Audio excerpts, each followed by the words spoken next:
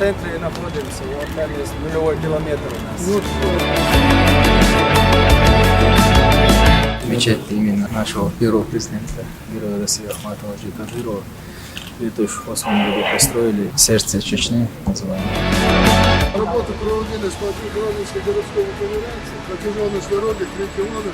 Мы видим дорогу в идеальном состоянии, обеспечивает безопасность движения.